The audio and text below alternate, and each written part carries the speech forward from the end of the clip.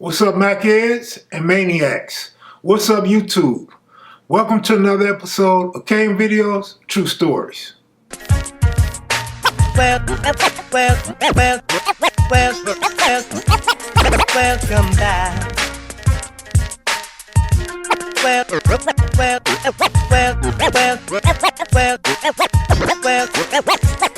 Welcome back. Your dreams were your ticket out. That was it. I never stopped banging. I started banging hard, then I got so hard. It was a shame. Welcome to another episode of KM Videos, True Stories. Today I want to talk about the 6'7s. Now, back in the 80s, there was this well-known guy named Bruce Richardson. Bruce Richardson was a hustler, no doubt about it. And he was affiliated with, of course, a lot of other hustlers, but I remember he used to have a lot of brims at this car wash he ran called Genius Car Wash on 52nd and Crenshaw. Bruce was known for his fighting skills and getting money, and Crips and Bloods used to come up to his car wash and gamble. And he did more than just gamble. He was getting money. And I remember there was a lot of questions whether Bruce was a brim, 6 deuce brim, or a 6'7 hustler. So moving forward, rest in peace, Bruce, moving forward in the early 1990s, the 6'7 hustlers were tight with the 7'1 hustlers, who later became affiliated with the 8-Tray gangsters, and some of them took that leap to the next level and became 8-Tray gangsters.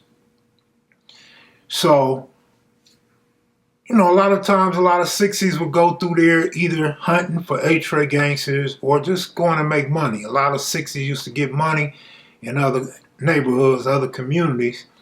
When the dope game came out, talking about crack cocaine, in the early to mid 1980s. And a lot of 60s used to go down to the Menlos, hang out with the Menlos and hustle over there as well.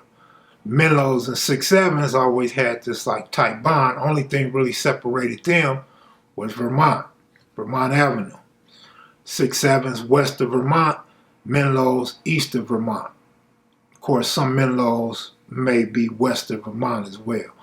But the 6'7s and the 60s had no affiliation. The 6'7s could have either went 8-Tray gangster, or they could have went 60s, or could have joined up with Menlo, however you want to see it.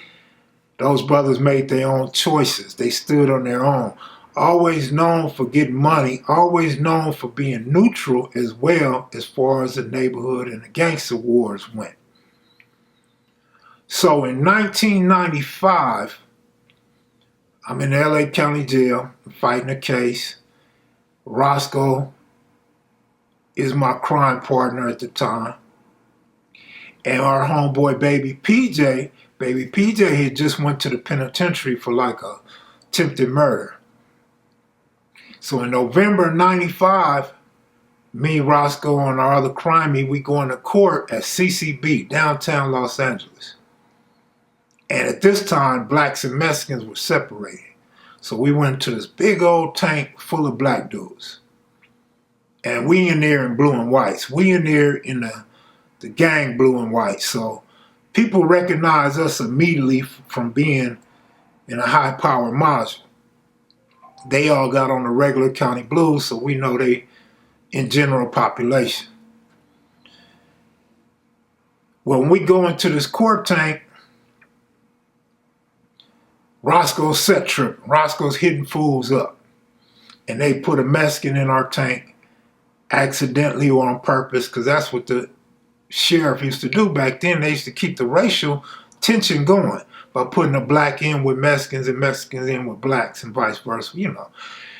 So Roscoe now, he focuses on the Mexican, right? And Roscoe's a real cool dude, understanding dude, but he can be aggressive and violent. This little short dude, short hair, he walk up to me and he say, "What's up, hood?" I look at him, trying to see if I recognize. I'm thinking he from the set or maybe from 9-0. And then he look at Roscoe, because you could tell Roscoe was that dude that was with the business, and Roscoe is wired up at the time, set tripping. So he kind of got an eye on both of us. And he says, "No, I'm Red. They call me Devil from 6'7".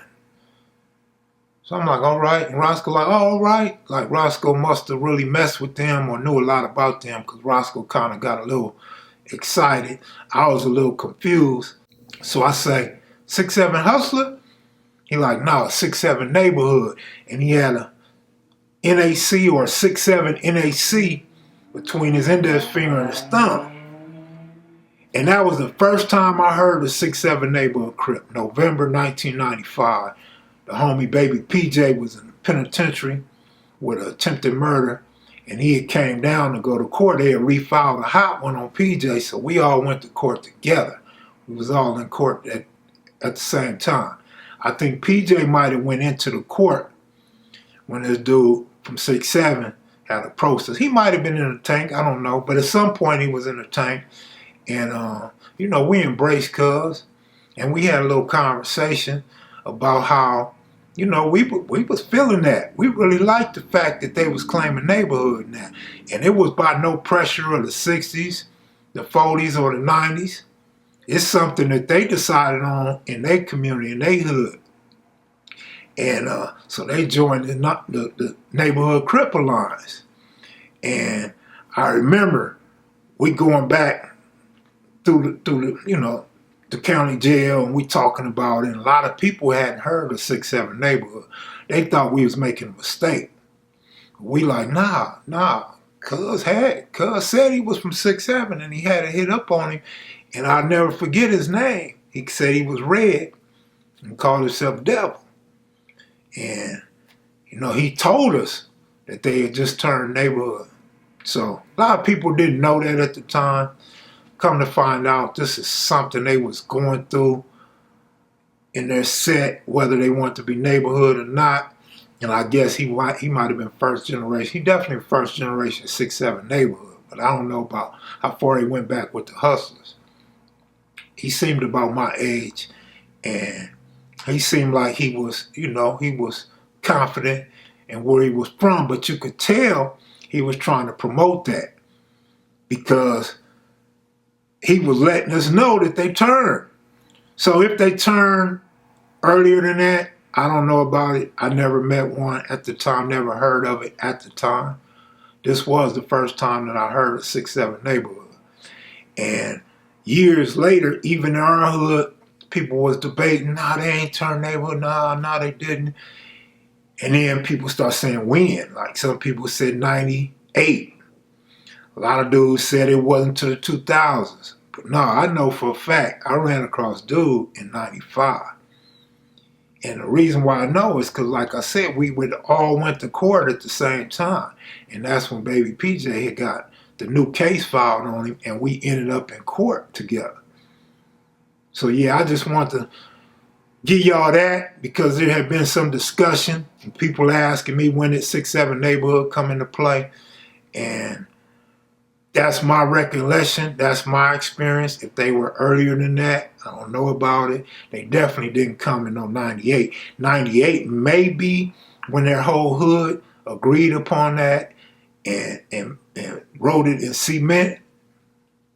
That's very possible. But Devil, shout out to Devil. I don't know where he's at today. I never ran across dude again. But I've heard people speak on him. And everybody say he was solid. You know what I mean? The Neighborhood Crip Alliance have been growing steadily for many years. From 79 to the 80s to the 90s, even the 2000s, some sets had turned neighborhood. They added neighborhood to their set.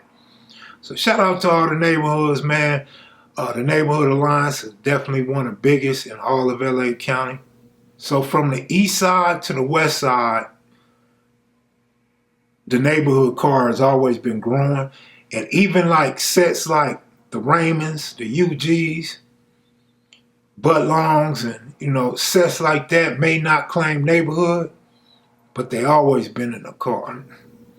I want to send my condolences to the Harlem Crips. Rest in peace, Big Earthquake. Big Earthquake was a good dude. A lot of 60s mess with dudes, so we send our condolences. Shout out to the Parks family, man. My condolences to the passing of Doug Parks, childhood friend. Been friends with the family since kindergarten. And my brother and Doug grew up together as well.